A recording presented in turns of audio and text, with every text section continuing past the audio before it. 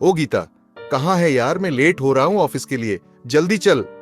तुझे कॉलेज छोड़ने के चक्कर में मैं रोज लेट हो जाता हूं। आ रही हूं भाई, तैयार तो होने दो। कितनी आफत मचाकर रखते हो हर रोज सुबह। और तू, मैं हर रोज तेरी वजह से लेट हो जाता हूं। पता नहीं क्या लीपा पोती करती रहती है, भूतनी बन जाती है। इतने में गीता तैयार होकर कमरे से बाहर आई। देखो ना मां, आपकी परी जैसी बेटी को एक लंगूर भूतनी कह रहा है। आपने भी ना मां, क्या मेरे गले में मुसीबत डाल दी है? मैं अपने आप कॉलेज नहीं जा सकती क्या? मैं अब छोटी बच्ची नहीं हूं जो मुझे हर वक्त सहारे की जरूरत पड़े। मां ने कहा, तू तो मेरी परी है। ये जब तक तेरे साथ ना लड़े इसे खाना हजम नहीं होता। और अब तू बड़ी हो गई है, इसलिए तुझे सहारे की जरूरत है। जमाना बहुत खराब है बच्चे, इसलिए तो कॉलेज जाते हुए तुझे भाई छोड़ता जाता है और वापसी में पापा लेने आते हैं। अब जा जल्दी से, भाई कब से तेरा इंतजार कर रहा है। हाँ हाँ, जा रही हूं। पता नहीं ये माएं हर टाइम जमाने से डरती क्यों हैं। गीता बड़बड़ाते हुए बाहर चली गई। गीता बीबीए के पहले साल में पढ़ रही थी। उसका भाई बंटी उससे 6 साल बड़ा था और नौकरी करता था। गीता का छोटा सा परिवार था, मम्मी पापा और एक बड़ा भाई जो पंजाबी बाग दिल्ली में रहते थे। गीता के पापा का ऑफिस नारायणा में था और भाई नेहरू प्लेस में नौकरी करता था। गीता का राजधानी कॉलेज पंजाबी बाग में ही था, मगर घर से तकरीबन 10 से 15 किलोमीटर दूर। इसीलिए बस से जाने के बजाय वह भाई के साथ जाती थी। वैसे भी जब से गीता ने कॉलेज में एडमिशन लिया था, मां ने सख्त हिदायत दी थी कि उसे अकेला नहीं छोड़ना, जमाना खराब है। कल को कोई ऊंच नीच हो गई तो कौन जिम्मेदार होगा? इसलिए अपनी चीज का ख्याल तो खुद ही रखना होगा ना। गीता को कॉलेज छोड़ने के बाद बंटी रास्ते से अपने ऑफिस के साथी सागर को नारायणा से ले लेता था। एक दिन सागर ने कहा, यार मुझे अच्छा नहीं लगता कि तू रोज मुझे लेकर जाता है। तू परेशान ना हुआ कर, मैं बस से चला जाऊंगा। इस पर बंटी बोला, यार मेरा तो रास्ता है इधर से, मैं अकेला जाता हूं। अगर तू पीछे बाइक पर बैठ जाता है तो क्या फर्क पड़ता है? फिर भी यार तुझे परेशानी तो होती ही है। यार भी कहता है और ऐसी बातें भी करता है। देख, अगर बस के बजाय मेरे साथ जाएगा तो बस का किराया बचेगा ना, वह तेरे काम आएगा। मैं जानता हूं तेरा बड़ा परिवार है और तनख्वाह कम पड़ती है। यह सुनकर सागर चुप हो गया। इसी तरह यह सिलसिला चलता रहा। एक बार बंटी बहुत बीमार हो गया और लगातार कुछ दिनों तक ऑफिस नहीं गया। सागर ने तो फोन करके हालचाल पूछा, मगर उसे मिले बिना चैन कहां, यारी जो दिल से थी। एक दिन छुट्टी के बाद वह पहुंच गया बंटी से मिलने। इधर जब बंटी बीमार था तो गीता को कॉलेज छोड़ने कौन जाता, क्योंकि पापा तो सुबह सुबह ही काम पर चले जाते थे। लिहाजा गीता बस से कॉलेज जाने लगी। बंटी ने समझा दिया था कि किस जगह से और कौन से नंबर की बस पकड़नी है। वापसी में तो उसे पापा ले आते। सागर ने बंटी के घर की डोरबेल बजाई तो दरवाजा गीता ने खोला। अपने सामने 6 फुट लंबा बंदा, जो थोड़ा सांवला मगर तीखे नैन नक्श, घुंघराले बाल, जिसकी एक लट माथे पर झूलती हुई भूरी आंखें। देखकर गीता खड़ी की खड़ी रह गई। यही हाल सागर का था। जैसे ही उसने गीता को देखा तो हैरान रह गया। उसे लगा मानो कोई शहजादी हो या कोई परी धरती पर उतर आई हो। सागर ने गीता को अपने बारे में बताया तो वह उसे भीतर ले गई। सागर बंटी के साथ बैठकर बातें कर रहा था। मां और गीता चाय पानी का इंतजाम कर रही थीं, मगर बीच बीच में सागर गीता को और गीता सागर को कनखियों से देख रहे थे। घर जाकर सागर सारी रात नहीं सो सका। इधर गीता उसके ख्यालों में खोई रही। अगले दिन गीता को न जाने क्या सूझा कि बस से कॉलेज न जाकर नारायणा बस स्टैंड पर उतर गई, क्योंकि शाम को वह बातों बातों में जान चुकी थी कि सागर नारायणा में रहता है, जिसे बंटी अपने साथ नेहरू प्लेस ले जाता था। जैसे ही गीता नारायणा बस स्टैंड पर उतरी, तकरीबन 5 मिनट बाद ही सागर भी वहां आ गया। हेलो, सागर ने औपचारिकता दिखाते हुए कहा। हाय, ऑफिस जा रहे हैं आप? गीता ने हेलो का जवाब देते हुए और बात आगे बढ़ाते हुए कहा, जी हां, जा तो रहा था, मगर अब मन करता है कि न जाऊं। सागर आंखों में शरारत और होठों पर मुस्कान लाते हुए बोला, कहते हैं कि मन की बात माननी चाहिए। गीता ने भी कुछ ऐसे अंदाज से कहा कि सागर ने मस्ती में आकर उसका हाथ पकड़ लिया। अरे सागर जी, छोड़ ही रे, कोई देख न ले, गीता ने घबरा कर कहा। ओफो, यहां कौन देखेगा, चलिए कहीं चलते हैं, सागर ने कहा और गीता चुपचाप उसके साथ चल दी। आज आप भी कॉलेज नहीं गई? सागर ने गीता के मन की थाह पाने की कोशिश करते हुए कहा। बस आज मन नहीं किया, कहकर गीता ने शर्मा कर आंखें झुका ली। सागर और गीता सारा दिन घूमते रहे, लेकिन शाम होते ही गीता बोली, सागर मुझे जाना है, पापा कॉलेज लेने आएंगे, अगर मैं न मिली तो वे परेशान होंगे। ठीक है जाओ, लेकिन कल ज्यादा देर रुकना, पापा से कहना कि एक्स्ट्रा क्लास है, सागर ने कहा। मैंने आपको यह तो नहीं कहा कि मैं कल आऊंगी, गीता ने चौंक कर कहा। मैं जानता हूं कि तुम कल भी आओगी, जैसे मुझे पता था कि तुम आज मुझसे मिलने आओगी। तो ठीक है, फिर कल मिलते हैं। ठीक है, कहकर गीता कॉलेज चली गई और इतने में उसके पापा आ गए। अगले दिन फिर वही सिलसिला शुरू हो गया। बंटी ठीक हो गया और इत्तिफाक से उसे वहीं पंजाबी बाग में ही अच्छी नौकरी मिल गई। गीता की तो बल्ले बल्ले, अब तो अकेले ही बस पर जाने की छूट। उधर सागर भी फ्री हो गया कि अब न बंटी मिलेगा और न ही उसे पता चलेगा कि सागर कब ऑफिस गया और कब नहीं। सागर और गीता के प्यार की पेंग ऊंची और ऊंची चढ़ने लगी। दोनों को एक दूसरे के बिना एक पल भी चैन नहीं।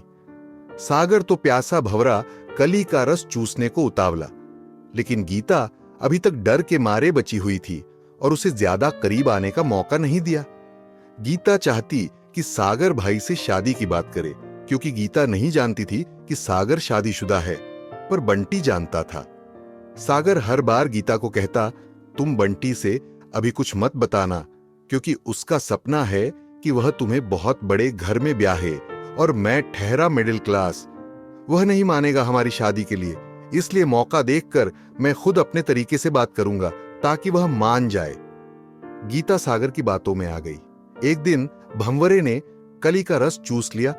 सागर ने प्यार से गीता को बहला फुसलाकर उसका कुंवारापन खत्म कर दिया और कर ली अपने मन की पूरी। कुछ दिनों तक यह खेल फिर चलता और एक दिन गीता बोली, सागर, ऐसा न हो कि भाई को कहीं किसी और से हमारे बारे में पता चले। इससे अच्छा है कि हम खुद ही बता दें, भाई फिर मम्मी पापा से खुद बात कर लेगा।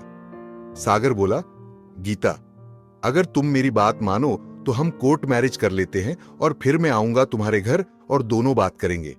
जब हमारे पास कोर्ट मैरिज का सर्टिफिकेट होगा फिर कोई मना ही नहीं कर पाएगा। और सोचो, तुम्हें अगर बच्चा ठहर गया तब क्या कोई तुमसे शादी करेगा? तुम्हें तो तुम्हारे घर वाले मार ही डालेंगे। फिर क्या मैं जी सकूंगा तुम्हारे बिना? मुझे मौत से डर नहीं लगता, बस मेरी छोटी बहन बूढ़े माँ बाप बेचारे किसके सहारे झेंगे। इस तरह सागर ने गीता को समझा दिया और वह बेचारी एक दिन घर से मां के जेवर और कुछ नकदी लेकर अपने सागर के पास चली गई। सागर, चलो कोर्ट, और अभी इसी समय शादी करके फिर घर चलते हैं, और ये लो पैसे और जेवर, जितना खर्च होकर लो। सागर इन सब के लिए पहले से तैयार था। उसने अपना परिवार कहीं और शिफ्ट कर दिया था, नौकरी से भी इस्तीफा दे दिया था। गीता को वह अपने किराए वाले घर में ले गया। गीता ने देखा कि घर पर कोई नहीं है तो उसने पूछा, सागर, माम बाबूजी और तुम्हारी बहन कहाँ हैं? यह घर खाली खाली क्यों है? ओहो गीता, मैं तो तुम्हें बताना ही भूल गया। मुझे दूसरे ऑफिस से अच्छा ऑफर आया है और मैं नौकरी बदल रहा हूं, इसलिए सारा सामान नए घर में शिफ्ट कराया है। माम बाबूजी और छुटकी हमारे रिश्ते के चाचा की बेटी की शादी में गए हैं। तुम चिंता मत करो, आज शादी होना मुश्किल है क्योंकि अभी तक हमारी अर्जी पास नहीं हुई। कल हो जाएगी। आज रात तुम यहीं रुको, कल शादी करते ही हम तुम्हारे घर चलेंगे। अभी भी न समझ पाई गीता और सब कुछ सौंप दिया सागर को। 2 दिन बाद कमरा भी बदल लिया। इस तरह सागर कई दिनों तक गीता को बेवकूफ बनाता रहा। इधर शाम को गीता के कॉलेज में न मिलने पर उसके पापा परेशान हो गए। उसकी सहेली से पूछा तो पता चला कि गीता तो पिछले कुछ दिनों से कॉलेज में कम ही आई है। बस शाम के समय बाहर नजर आती थी। उसे एक लड़का छोड़ने आता था। पापा सारा माजरा समझ गए। उन्होंने बंटी को बताया। वे अब मान चुके थे कि कोई गीता को बहला फुसला कर ले गया है। गीता के साथियों से पूछने पर अंदाजा लगाया कि ये सब शायद सागर की बात कर रहे हैं। सागर को फोन मिलाया तो फोन बंद मिला। सागर ने वह नंबर बंद करके दूसरा नंबर ले लिया था। बंटी जा पहुंचा सागर के घर। वहां से पूछताछ की तो मकान मालिक ने बताया कि बीवी को पहले ही मायके भेज दिया था। वह एक लड़की लाया था। 2 दिन बाद उसे लेकर कहां गया पता नहीं। लड़की के हुलिये से वे समझ गए कि गीता ही थी। बंटी को अपनी दोस्ती पर अफसोस होने लगा कि उसने आस्तीन में सांप पाल लिया था। इधर गीता भी असलियत जान चुकी थी। अब वह सागर से छुटकारा पाना चाहती थी। सागर सुबह काम पर जाता तो बाहर से ताला लगाकर जाता। इधर गीता का परिवार उसे ढूंढकर थक चुका था। इश्तिहार छपवा दिए गए ताकि गीता का कहीं से कोई तो सुराग मिले। एक दिन सागर तैयार हो रहा था कि ऑफिस से फोन आया कि अभी पहुंचो। वह जल्दी में ताला लगाना भूल गया। गीता के लिए यह अच्छा मौका था। वह भाग निकली और जा पहुंची अपने घर। उसने अपने किए की माफी मांगी। घर वालों से तो गीता को माफी मिल गई, पर आस पड़ोस के लोगों ने उसका जीना मुहाल कर दिया था। गीता के पापा ने यह घर बेचकर रोहिणी में जाकर नए सिरे से जिंदगी की शुरुआत की, मगर वहां भी वे जिल्लत की जिंदगी जिए। न कहीं गीता का रिश्ता तय होता था और न ही कहीं बंटी का। साल बीतते गए। पहले तो पापा इस सदमे से बीमार हो गए और फिर उनकी मौत हो गई। मां दिन रात चिंता में घुलती रहती थी। घर बार सब बिक गया, इज्जत चली गई। गीता के एक मामा करनाल में रहते थे। एक दिन वे बोले, दीदी करनाल तो मैं आपको लाऊंगा नहीं, मेरी भी यहां इज्जत खराब होगी, पर आप कुरुक्षेत्र में शिफ्ट हो जाओ, कम से कम दिल्ली जितना महंगा तो नहीं है। वे सब कुरुक्षेत्र में शिफ्ट हो गए। वहां मामा ने जैसे तैसे छोटी मोटी नौकरी का इंतजाम करवा दिया था। इससे किसी तरह गुजारा चल निकला। गीता अब 35 साल की और बंटी 40 साल का हो गया। गीता का रिश्ता तो ना हुआ, अलबत्ता बंटी का रिश्ता वहां किसी जानकार ने करा दिया। अब बंटी की तो शादी हो गई। क्या करता, कब तक गीता के लिए इसे भी कुंवारा रखते? आगे परिवार भी तो बढ़ाना था। गीता का रिश्ता न होने की वजह एक और भी थी कि उसे शराब पीने की लत लग गई थी। टेंशन में होती और ऑफिस के स्टाफ के साथ पीने लग जाती और पीकर फिर होश कहां रहता। कभी कभी तन की आग भी सताती और कोई न कोई अपनी भी आग इससे बुझा लेता। लेकिन ऐसा भी कब तक चलता? भाई के बच्चे भी हो गए हैं, सब समझने लगे हैं। भाभी को भी अब बुरा लगता है कि कब तक शराबी बहन उनके सिर पर मंडराएगी। उम्र भी तो कम नहीं, 45 साल की हो गई। आखिरकार एक रिश्ता मिला शाहबाद में। लड़का क्या आदमी था, अधेड़ था। सूरज विधुर था, मगर कोई बच्चा नहीं, इसलिए सोचा कि दूसरी शादी करके वंश आगे बढ़ाया जाए। बात बन गई तो शादी कर दी। गीता ने भी सोचा कि अब एक अच्छी बीवी बनकर दिखाऊंगी। शराब की लत छोड़ दी धीरे धीरे। तकरीबन 6 महीने सब सही रहा। इसी बीच पड़ोसी की बेटी रीमा दुबई से आई। 2 से 3 महीने यहां रही। दोनों परिवारों में अच्छा खासा लगाव भी था। रीमा जितने समय तक शाहबाद में रही, गीता संग अच्छी दोस्ती रही। वह सारा दिन भाभी भाभी करती रहती। जाते जाते रीमा गीता को बोल गई, भाभी मैं आप दोनों को दुबई बुला लूंगी, वहां की लाइफ यहां से अच्छी है, वहां सेट करूंगी आपको। गीता और सूरज भी खुश थे कि वे दोनों दुबई में सेट होंगे।